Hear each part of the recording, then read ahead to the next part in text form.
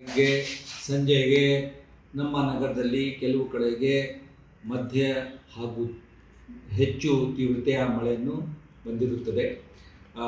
ಸುಮಾರು ಹಳೆಯ ವಾರ್ಡ್ 20 ಹಳೆಯ ವಾರ್ಡ್ 198 ಲೆಕ್ಕ ಮಾಡಿದರೆ ಅಲ್ಲಿ ಇರ್ತಕ್ಕಂಥ 20 ವಾರ್ಡ್ನಲ್ಲಿ ಪ್ಯಾಲೇಸ್ ಗುಟ್ಟಹಳ್ಳಿ, ರಾಜಮಹಲ್ ಗುಟ್ಟಹಳ್ಳಿಯಲ್ಲಿ 40 39.5 mm ರೈನ್ ಬಿದ್ದಿದೆ. ತದನಂತರ ಆದ ಪ್ರಕಾರ ಕಡಿಮೆ ಆಗಿ 20 ಕಡೆಗೆ 30ಯಿಂದ 1.5 mm ವರೆಗೂ ಬಿದ್ದಿದೆ.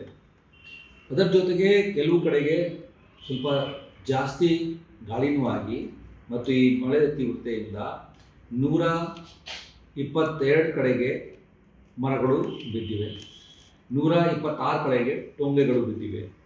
ಅದಕ್ಕೆ ನಾವು 84 ಮರಗಳು ಮತ್ತು 84 ದೊಡ್ಡ ಟೊಂಗೆಗಳನ್ನು ತೆರವಿಗೆ ಕಾರ್ಯಕ್ರಮಗಳನ್ನು ನಿನ್ನೆ ಸಂಜೆಯಿಂದನೇ ಕೈಗೆ ಎತ್ಕೊಂಡಿದ್ದೇವೆ.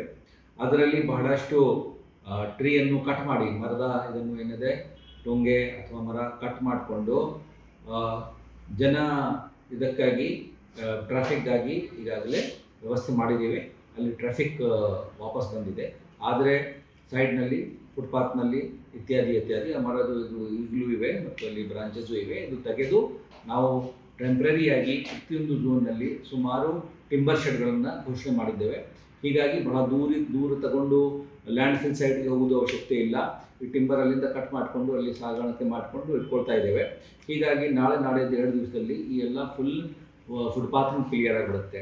ಈಗ 20 ಮರಗಳು ಬೆಳಿಗ್ಗೆ 20 ಮರಗಳು ಇನ್ನೂ ತೆಗೆದಿರಲಿಲ್ಲ, 20 ಟೊಂಗೆಗಳನ್ನು ತೆಗೆದಿರಲಿಲ್ಲ.